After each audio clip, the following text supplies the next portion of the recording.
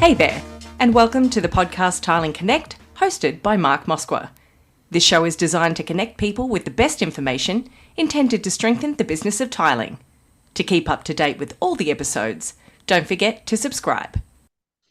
Hey everybody, Mark here from Tiling Connect, and welcome to today's episode.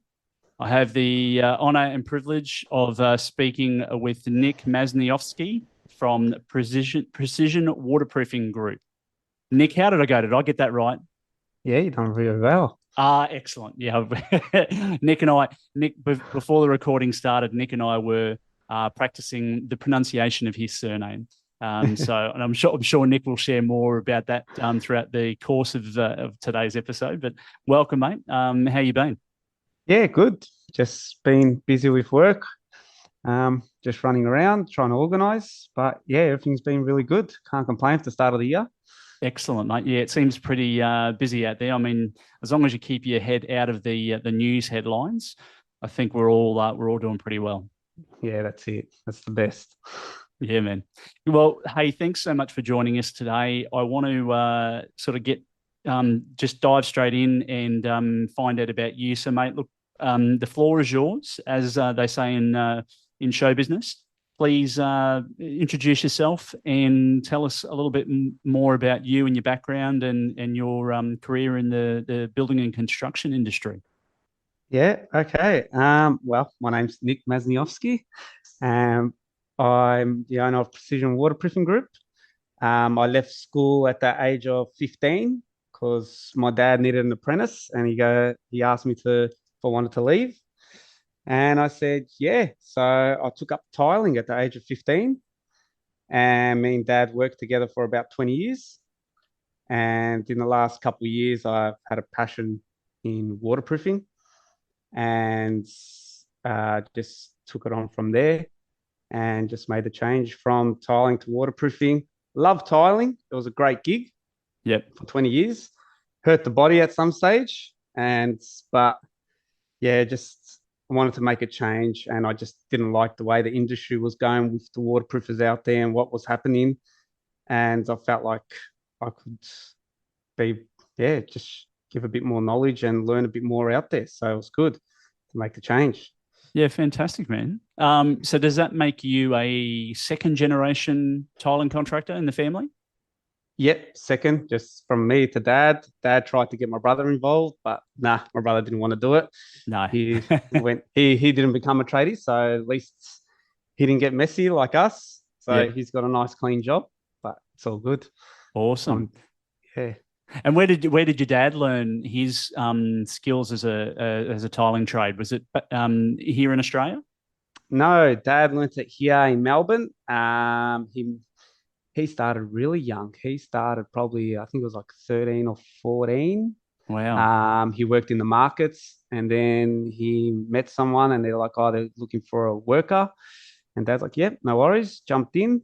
And yeah, ever since then, he's been tiling. He tiled for over 45 years of tiling. Wow.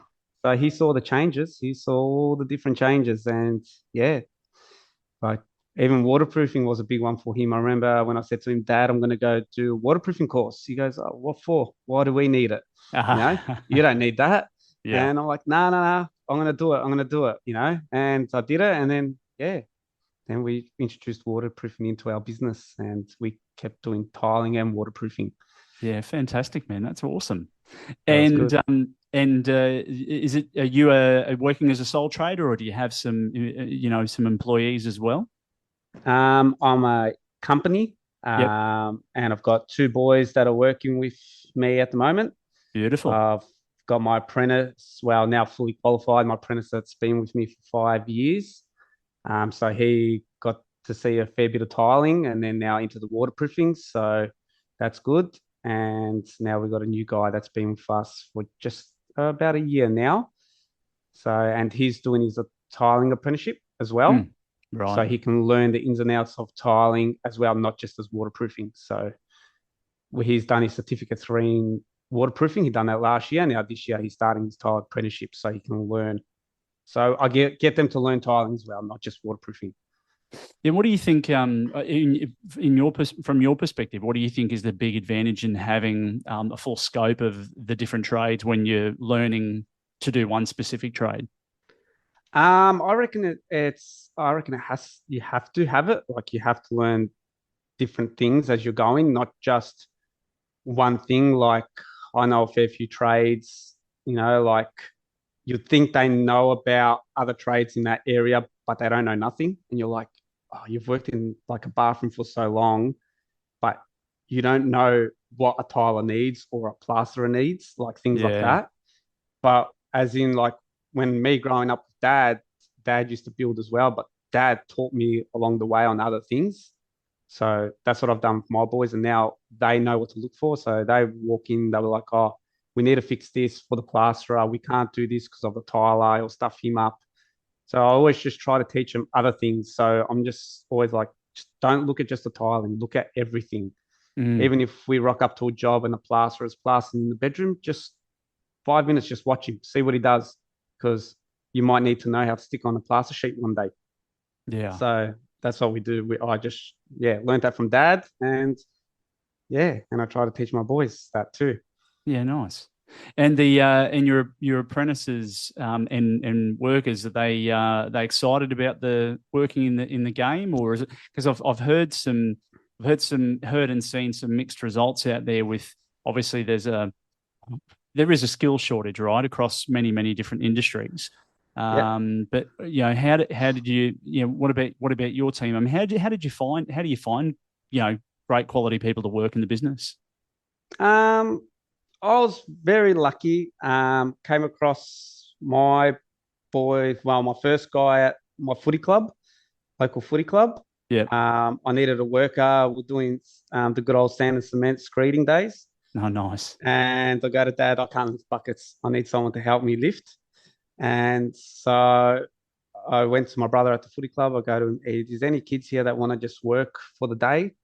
And my brother goes, "Yeah, go ask him." Went up, gave him a call. He goes, "Yep, I'll come in for the day." And he turned around to me on that day, goes, "I actually like it." He goes, "I wouldn't mind learning it." I'm like, "You know what? Done. Just Yeah. that's it. You're locked in full Sign him time." up. Yep. And the second one was I was doing a job for a friend and they were a high school teacher. And he goes, "Oh, I've got a kid that's doing VCAL and he's looking for extra new job. He was doing carpentry, but he didn't like it." I go, "Yeah, send him over. Oh, I'll give him a crack. I'll see what happens." And yeah, he came in, he saw, I told him what we do, and he was like, "Yep, no dramas. Oh, let's go with it." And then got him down to the footy club too. So like my two workers, they play footy together. They've created a friendship. So it's good. Everyone likes to come to work. So Yeah, that's awesome. yeah, Yeah, really, it's really really cool. good. Very cool. Well, mate, you've got 20 years of experience in tiling, 10 years experience in waterproof and epoxy floor applicating. Yep. Tell me more about how you see the industry at the moment. What's going on in the game? I mean, you're based in Melbourne, right? So you're in probably one of the biggest capital cities of Australia. And I Yep. was there for 10 years as well, so I know just how big it is. Yeah. What's happening in the game? What's happening particularly in waterproofing? Are we still seeing? Are you still seeing some really good quality outcomes there across the industry, or is there room for improvement? Yeah. There's always room for improvement for, I reckon, every trade. Yeah.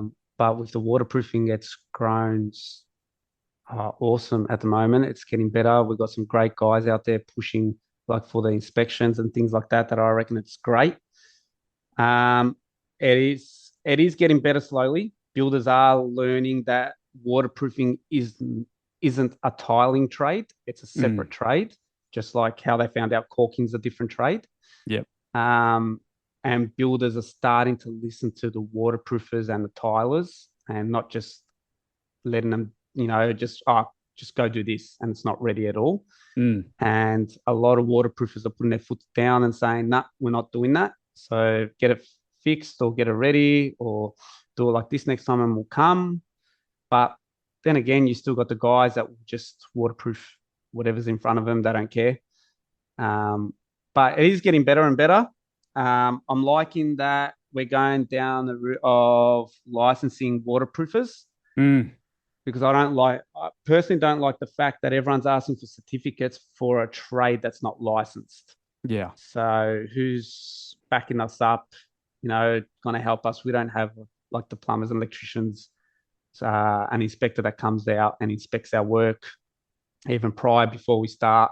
We need someone to be out there to inspect it and say, yep, this is all good, ready to go for waterproofing.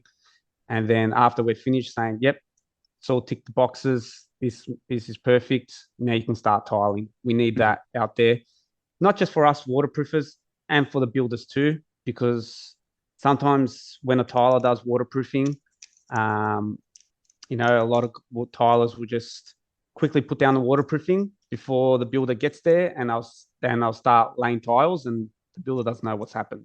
Mm. So that's why it's good now. A lot of builders don't let their tilers do it. They get an actual waterproofer in so they can see the stages happening, because there's always a break in between. And yeah, and the builder's knowledge is getting better and better at waterproofing and reading the standards and that.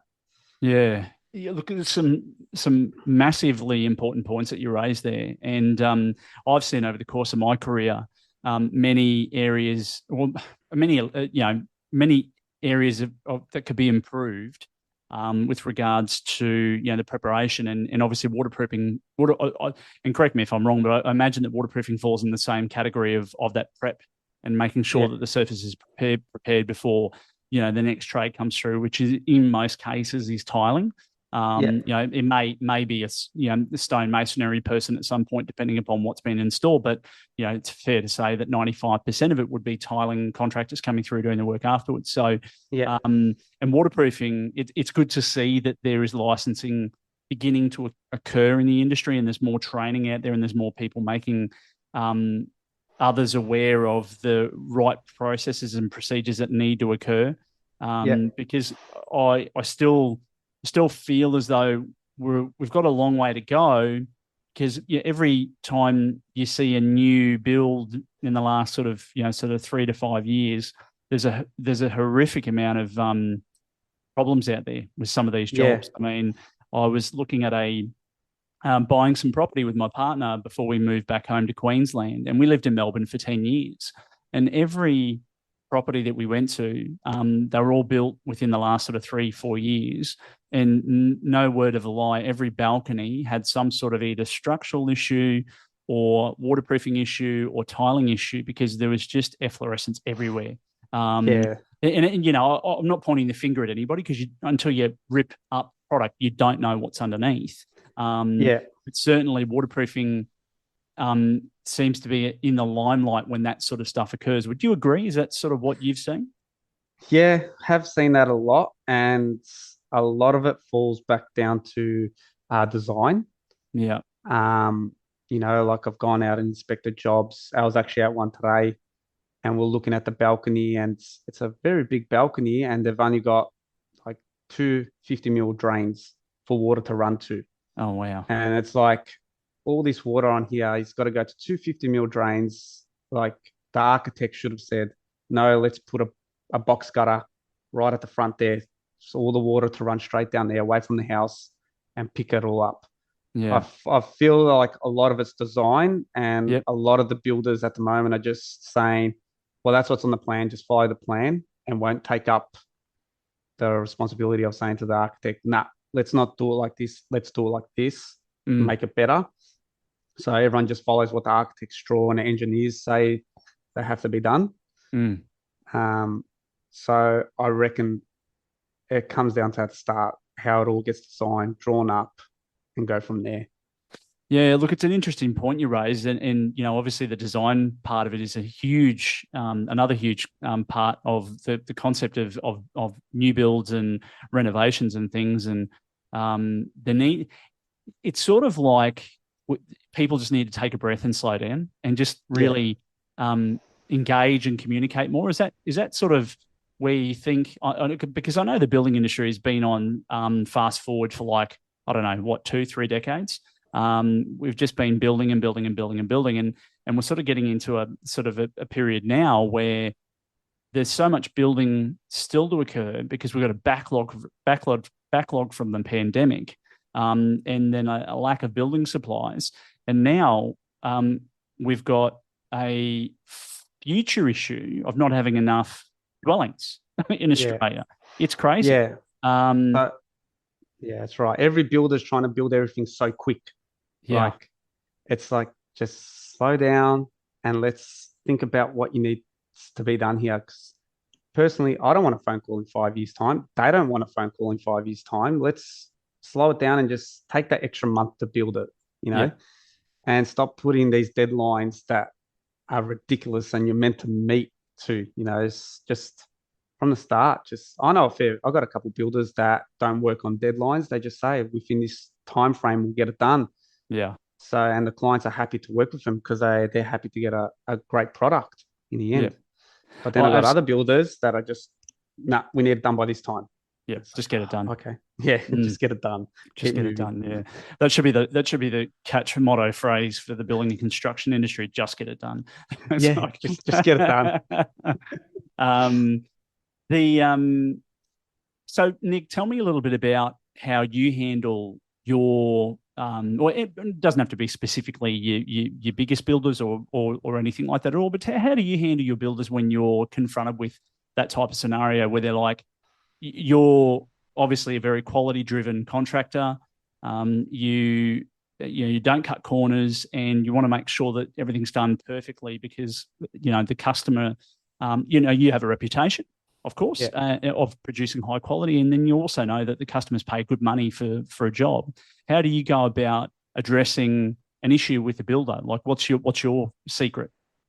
I'll tell you the truth. If I get a builder that calls me and he's going to be a new builder and he wants to rush me in jobs and already book me in and just says, "Oh, just get it done," type thing, that's a red flag for me from the start.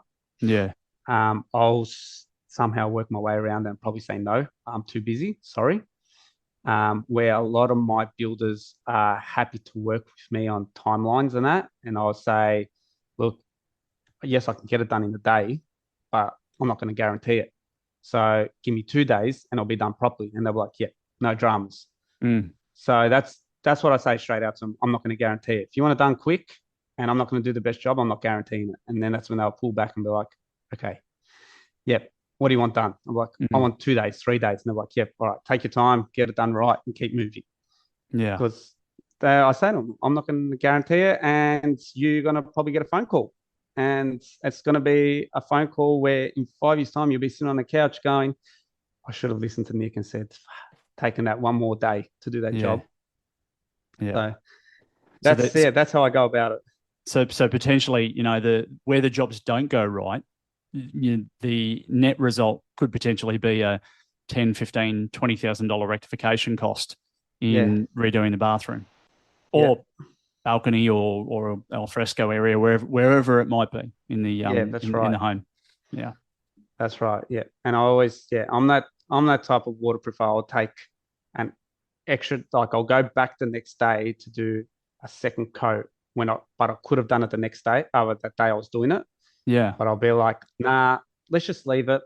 I'll come back tomorrow, even if I lose 2 hours of the day, and I have to work longer that day at another job. It is what it is. I'll do it just so I don't have to sit there rushing." Okay. Yeah. Awesome.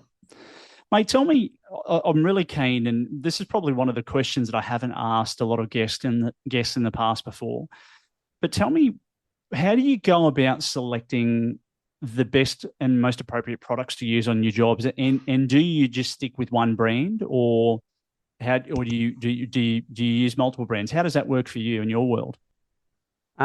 So at the moment, I try to stick to one brand and I use one brand for the whole thing. But when I got a job coming up, I like to do my phone calls and I'll ask around. I'll give a couple of the reps a call that I know, have a chat with them, say, "I'm doing this, what do you reckon?" Or I'll give my supplier a call and I'll have a chat with him on the phone. I'll be like, "What do you reckon? I'm doing this, this, and this. Do you reckon I should use this product?" He'll be like, "Yeah, that's actually a really good product. I've got the rep coming in. I'll speak to him about it, But mainly I just like to stick with one company and just use that because you can't really mix and match waterproofing materials. So I can't have like 3 or 4 different waterproof companies sitting there, because then I'm going to have buckets getting thrown away eventually. Yeah. Yeah, of course. So I just try to stick to one. If I have to change, it'll be because a builder has specified that waterproof, or we're doing something completely different that we don't really do constantly. Yeah, that's a good point. So that, in some of these design drafts, there could be specific brands selected to be used on a project. Is that a fair comment? Yeah. So like I use a lot of Gripset. Okay. Yep. That's the brand I use.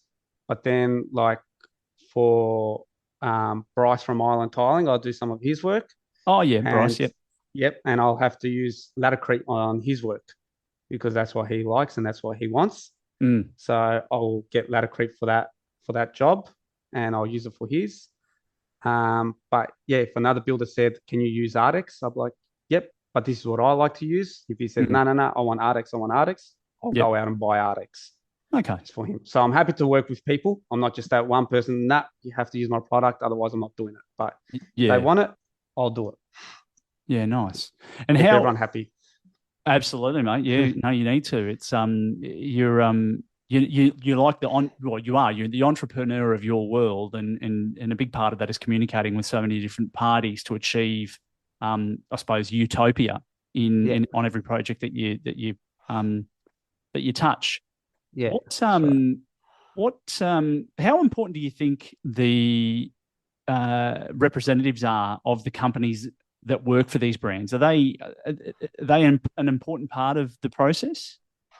Yeah, they are. They are good at the moment, all of them. Like if I need to know anything, like I remember the first time I was using Latticrete because Bryce asked me. I called the rep Chris Steno. He came out on site, spent the full day with me. Yep. Same thing with the boys at Gripset. I was doing their sheet membrane for the first time. Oh, nice. They came and spent the whole day with me on site. We done it all properly, and all of them do it. Like if you need them, they're there. They help out. And if I've got a question about a job or I'm going to go inspect the job, I'll get them to come with me too, because they'll turn around and say to the builder, "No, you need to fix this as well." So it's always good to have a second set of eyes with you. So when you go and inspect big jobs, what to do, because they might pick on something that I haven't picked on. Yeah. And then they'll help out. Sometimes they'll write me up a spec sheet, how things are to be done from start to finish, what products, and I can send that to the builder. The builder can see it. And as well, they'll come out and inspect it. If I call them and say, "Can you just come out and have a look? I've done this," so they can see that I've done it right from the start. Yeah, nice. That's really good. That's pretty awesome, mate. Yeah, no, certainly Melbourne has got some superstars when it comes to representatives of different brands down there. I know a few of the guys. So particularly being down there for 10 years, we cross paths on many occasions. Yeah. Mate, tell me, one of the big things with waterproofing and tiling, because they're sort of like they're a family relationship, right? They're sort of brother and sister or mum and dad. They go together, and they're one's part of the preparation, and then one's part of it, obviously the finishing. Tiling is a finishing trade for any particular project. Waterproofing products are generally all fairly. They can be the same, but also very different as well in their chemical makeup. Do you have a particular method in making sure that there's compatibility between the tile adhesives and the waterproofing membranes on any given job, or how do you do that? Do you engage with the tiling contractor to work through that, or is that something that you leave for them to research and make sure that it's all good? Well, yeah. So what happens there is I'll do a lot of work with tilers, and I'll tell them what I'm using. Yeah. They'll know the brands that I always use because it's always like Gripset and that, and the glues they use are always compatible with it, so they know. They just won't use anything for them. Yeah. They'll make sure they'll double check. They'll check the supplies or the reps that it all works. And yeah, there's never been an issue with a glue that hasn't stuck down to my waterproofing, so that's positive. Yeah, absolutely. And we have gone back, just in case, like we have gone back to a job where the architect or someone wasn't happy with the way they've set out something, so they've gone to change. And like everything's been stuck together. Like I had to go repair the waterproofing because the glue was stuck to the waterproofing was stuck to the screeds. It's all been stuck together, and we've seen it. Yeah. Sometimes we don't mind when a job like that happens, when a builder wants to rip out something. Yep. Because we get to see what all the materials do. Yeah. And then like me and the Tyler will turn around and go, yep, everything's been going good. Everything's sticking. So don't change what you're doing. Yeah, that's awesome. Yeah, so that's it's sometimes benefit when, like we've spoken about it is a benefit when you get to see, like, it's annoying because you got to go back and repair a job, but it's good to see that things are working. Yeah, absolutely. Yeah, look, it's one of those things today. I think my time in the adhesive space when I was working for a couple of different companies was over a decade ago now, and I was probably at the tail end, I think, of a lot of the more solvent-based polyurethane membranes and things like that. And there's been a lot of advancements in waterproofing since then.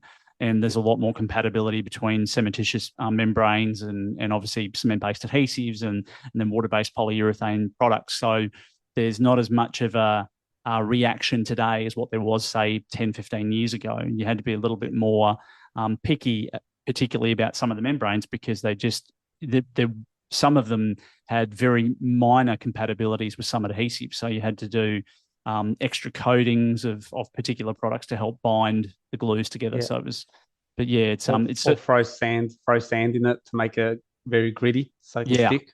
Yeah. Yes, a common thing in the industry, right?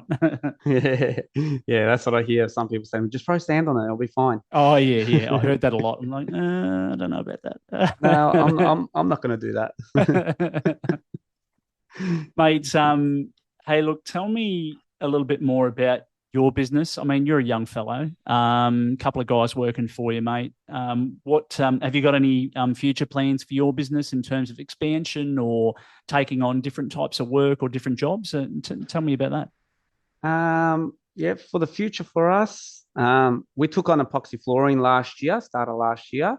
Oh, cool. So we do a bit of that as well, just to break up, a bit of the days. Yep. Tiling still happens here and there, very, very rare. It will happen. We'll jump in, we'll help our tiler mates out, so we do that. Yep. But for us, for the future, probably looking into hire another one or two guys. I don't want to get off the tools. I like being on the tools most of the week. If I have to get off one day a week, I'm happy to get off. Just do all the paperwork for everything. Yeah. But wouldn't mind getting into like inspection work and stuff like that, and helping out tilers or even waterproofers, like where if they don't know how to use a product and they can't get a hold of the rep and they call me, they're like, oh, can you come out, show us how to use this product? I wouldn't mind doing something like that down the track. Yeah, nice. Just to help out guys, because I've done it before. I've called up another waterproofer. Can you help me out? I don't know how to do this, and they've helped me out. Yeah. And I wouldn't mind doing something like that and inspecting waterproofing, pre-waterproofing and after waterproofing is complete. That's probably the main way I'd like to go. Yeah, that's awesome, man. There's definitely a need for, and I think it's moving more and more in that direction where we do have a lot more people jumping into that consultancy space. I'm not sure about the other trades, but definitely in that tiling and waterproofing space, there's a lot of that happening at the moment. I think the years of the last couple of decades where we've seen a number of problems occur has, I don't want to use the right words here, but probably annoyed a few people, and they've gone, I love the industry, I love the trade, I love the game that I'm in, and I'm sick and tired of seeing poor quality workmanship dished out. And look, I think people never intentionally get up every morning and set their agenda for the beginning of the day to actually go out and produce poor workmanship. I think there's a whole mix of things there in terms of training, educating, having the right products available, the pressure that some contractors will receive from sort of the builders. There's a number of things that can cause that. So, but I think we're seeing the effect of all of this work that's been not great, or I could call it, And there's more and more people going, hey, putting their hand up, I really want to be a part of building a better future. Yeah. And there's a lot of people, social media and stuff now doing a lot of things as well. There's this guy, I can't think of his name. He's in Melbourne.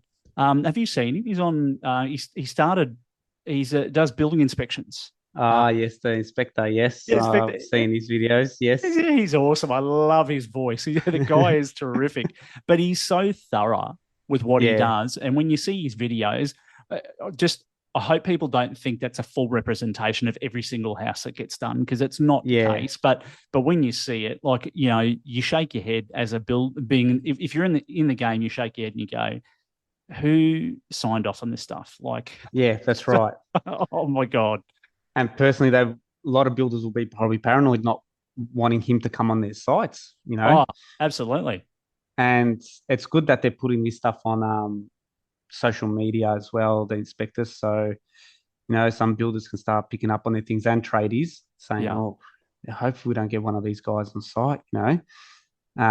Because then we're stuffed. Our name's going to probably get dragged in the mud. Yep. But I reckon the best thing that's happening now is a lot of the suppliers out there are knowing their materials. Where if you went back about probably 15 years ago, there was a lot of suppliers that didn't know their materials. Like, they knew what they were, don't get me wrong, but more of the fact, not, how can I say, like, teaching us tradies what to buy and not to buy. So, you know, if you have a look where we go, I go down to Wall Boulevard in Coburg. The boys over there. Lukey. Yeah, good old Lukey. And before I met Luke, we just, you know, Dad was an old tiler. You know, you just use pretty much the normal glue you could just get, the cheapest glue. Yeah. Then when I met Luke, he started teaching us about glue, you know, and he does it with a lot of his tradies that go in there. It's like, what are you buying that glue for? Oh, I need it for this. No. You don't use that glue. You use that glue. And that's what helps out a lot of tilers and waterproofers now, because they can go to the suppliers. The suppliers will help them, you know, use this, don't use that. Why are you buying so much of that? Where are you putting it? Are you using C1 glue in a shower base? And they're like, yeah, no, don't use that.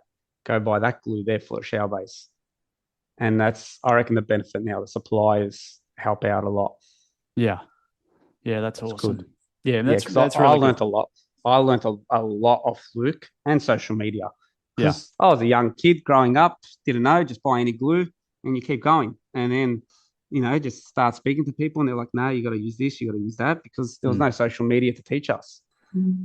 No, and that's a big thing, right?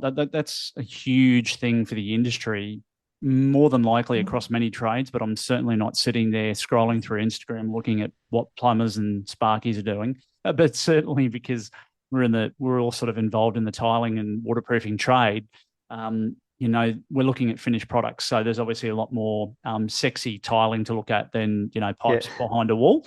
But yeah, it's good to see that, you know, there's like this group of people out there now, super proud of the work that they're doing, and they're publishing it in a social way so that everybody can see it. And we didn't have that sort of 15 years ago. So it's, there was websites were around, but certainly they were very clunky compared to today. You can spend a couple of minutes and, you know, you've got a post done and everyone can see what you're working on. And it's really awesome. And it sort of, it lifts the bar, sort of raises the bar a lot in terms of quality in the industry. It makes you want to work better. You've seen other people's work and you're like, I don't do it like that.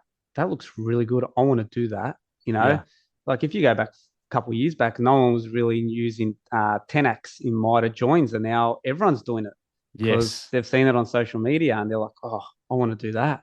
Yeah. You know, so, and even like waterproofing, a lot of guys never used to tape up around showers because they're like, it doesn't matter. We're just tiling the whole thing. Yeah. Now everyone's taping it all up, making it look nice and neat so they can get a nice photo for social media, and it's making themselves look nice and neat as well to the clients and the builders. Yep. So it's good. That's the best thing about social media. It's making everyone want to present themselves better and better. Yeah. And you've got some social pages as well, mate, haven't you? You've got Yep. Instagram and Facebook, I think, as well. Yeah, got Instagram and Facebook, precision dot waterproofing. Yep. Used to have precision dot tiling. So people have asked, are you the same person? Okay, yeah, that was me. Yeah. But nothing happens on the tiling page anymore. It's just still up there to keep in contact with some friends. Oh, absolutely. But yeah, mainly everything's running through the waterproofing page now. Yeah, nice. Awesome. That's good. Well, mate, we're sort of we're getting to the curly end of some of my questions today, and I just want to one of the things that I like to talk about with the guests that come on the show is specifically about what are some of the biggest mistakes that they've made in business and in life that they've learned from that they are prepared to share with the audience, because we sort of all sit back and I think we reflect upon and analyze our lives from time to time, and we always make mistakes, and I think that's fundamentally the best way of learning and becoming better and doing greater work. Yeah. Tell us about a time that's happened for you. Okay. Best. I gotta say, I wish when I was starting off, I did a business course, Yeah. because going into like all the paperwork, learning about the money, how it's meant to cash flow and all that stuff, just being a young kid starting to do cashies, weekend work, to jumping into running a business and not knowing about taxes and all that stuff properly. I probably would recommend, if you're going to start your own business, is do like a small little business course, or sit down with your accountant. Even if you say to him every 3 months, let me sit down with you for a couple of hours, go through things to just learn. Yeah. That's where I probably made a bit of mistakes with like the money side of things. Okay. Yep. And just listening to other tradies, um, you know, like I remember Dad saying to me back in the day when we started, and I started getting a couple more builders on board, and he'll be like, "Don't worry, just start the job. We'll get back there tomorrow and finish it, and we'll start this other one next day." No, no, no, Dad, we have to finish this one now. He goes, "You have to open up more jobs for you to keep cash flow going and that." But I didn't listen.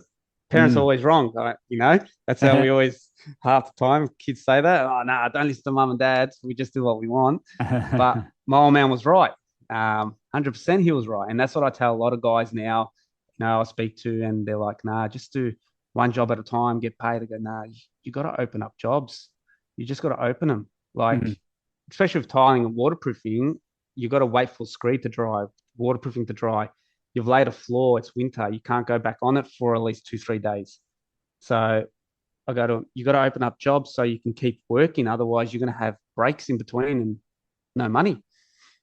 And that's another one, opening a bit of jobs, but don't lie Mm. to your builders. Like, don't take on too many jobs and start them, and then you can't get back there for 3, 4 weeks. Like, keep them moving nice and neat.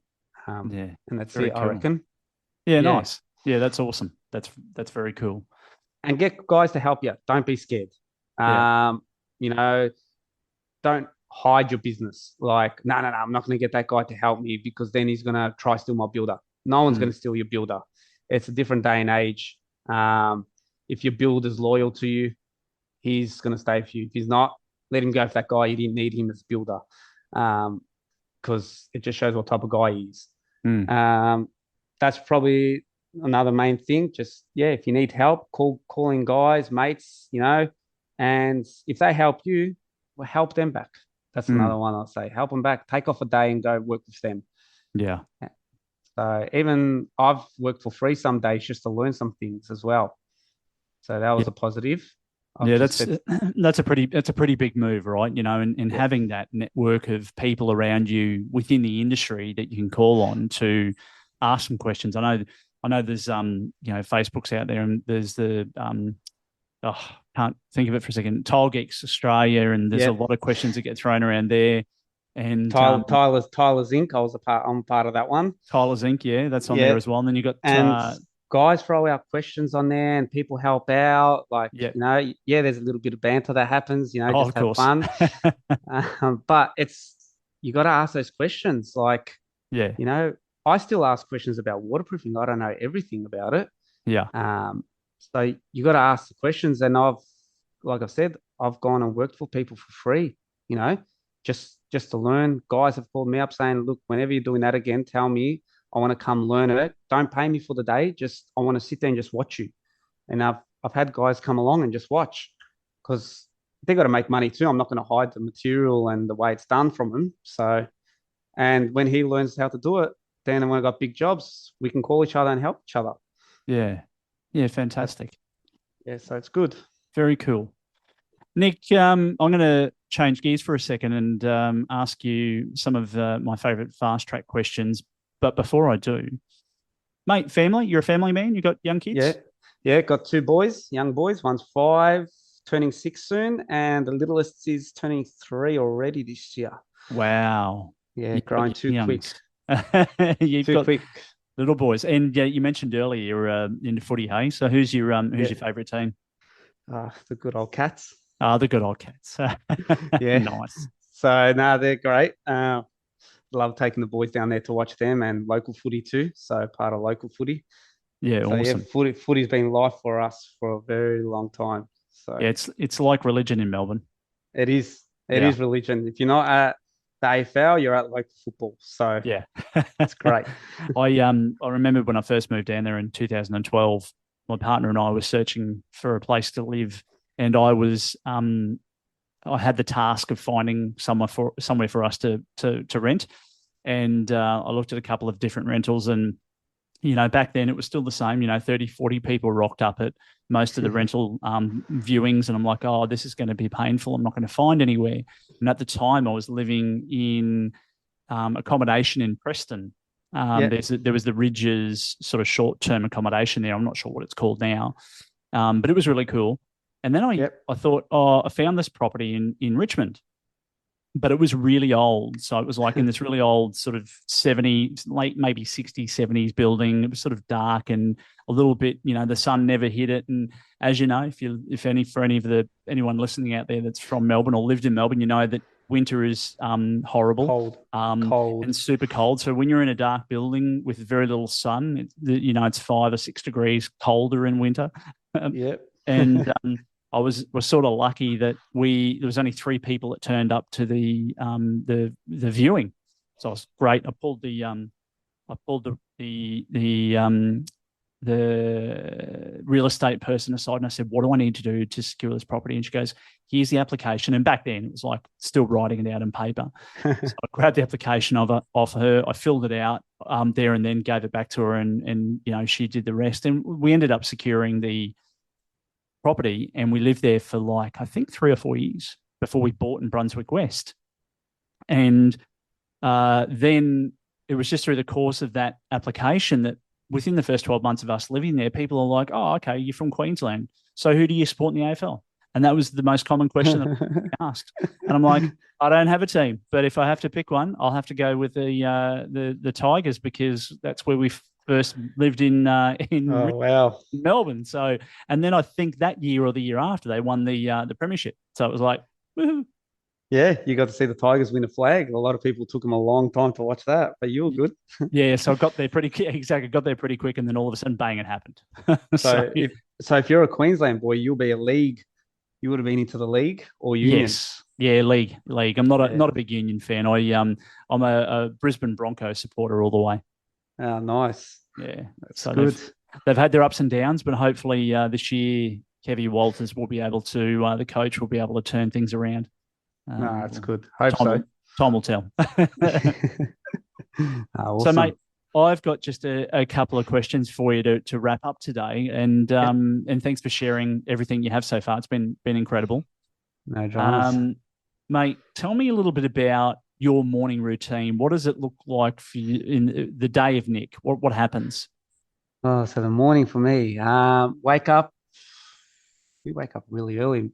It's about between 6:30 in the morning. We meet up.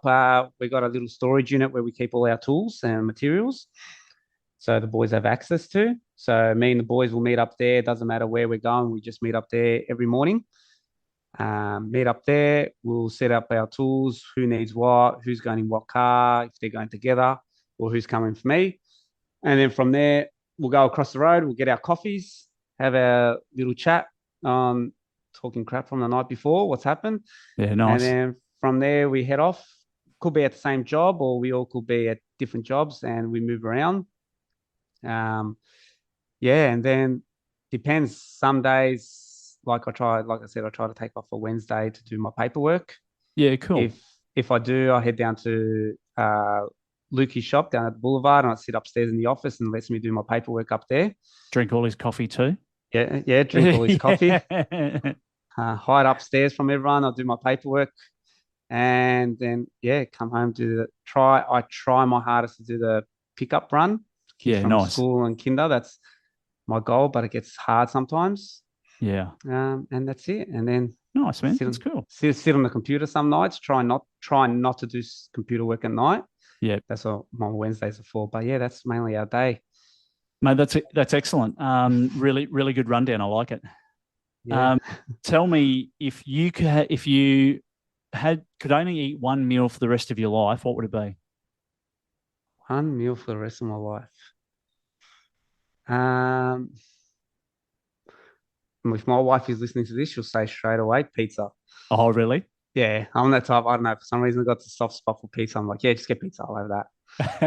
Yeah, I don't mind a good pizza. So that's mine. Yeah, nice. I like it. I'm the same. I'm a big pizza fan. I spent 10 years in the industry. So I think from when I was 14 and a half till about 22, I used to work for the mate. And I'm just simple. I just always get cappuccinos wherever I go. Nice. Just a simple guy. It's got a good mix of ingredients, man. You can't ask for anything. Oregano, cabanossi, pepperoni, I think, if I'm getting this right, mushrooms, maybe sometimes capsicum. Yeah. So no one does capsicum down here. Must be a Queensland thing then. Yeah, probably is a Queensland thing. Mate, tell me about, and if there is, tell me about any professional. Do you have any professional mentors or in your life that have helped you along the way? Mentors. I'll have to say my only professional mentor is my old man. He's the one that taught me everything about the trade. Nice. Even just being, like my wife says to me, she goes, "You're street smart." So, like anything outside and all that, I'll do. Yeah. Happy to get myself dirty. Dad pretty much, I'd say my mentor. He's taught me a lot. Yeah, that's about cool. everything. Yeah, I like that. It's good. Even about building, not just tiling, like about building everything. Like I built a house not long ago, and he was here just pretty much every day, pointing things out, showing me what to do. I'd go up to him, "Dad, what do I do here? How do I do this? How do I do that?" And he's always got an answer because he knows it all. Yeah, so that's good. Cool. Very excellent. Yeah. Mate, one last question, and then we'll wrap it up. I had this before. It was in the back of my mind, and I was thinking about it, and I was listening to you, and then you know how you have those moments in life where you just escape your mind like momentarily, and you're like, I have to keep talking because if I don't, it won't come back. And then when you hang up the phone, you're like, that's what I had to ask. Yeah, that always happens. It's just come to me. Okay. If you could start another business tomorrow, what would it be? Another business tomorrow. If I went back to start a trade, I'm probably going to be an electrician. Oh yeah. But electrician or auto electrician, because I always wanted to do that when I was a kid. Yeah, right. I don't know what I would start as a business if I went to. I've always wanted to do something with food. I've always had ideas with foods, different, something with food, but I don't know. I actually don't even know. I couldn't tell you. Yeah. I'm a bit of a fan of the food option, like doing something. Well, when I say that, if food includes cocktails, it'd be that too. So, I think because Melbourne's such a city where there's a lot of like hipsters and that do these funky food things, and it just goes crazy. Yeah. And I always think of something, I'm like, oh, maybe if I start that, it'll take off here in Melbourne. Yeah. And then you see that shop down the road a couple of months later, and you're like, damn it, I knew it. And you see it even more today, right? Because of the algorithms that are out there. You're like, if you think of something, like no joke, within seconds and sometimes minutes, definitely not hours, but you'll see something online and go, I was just actually thinking about that. What the hell? Yeah. Yeah, that's right.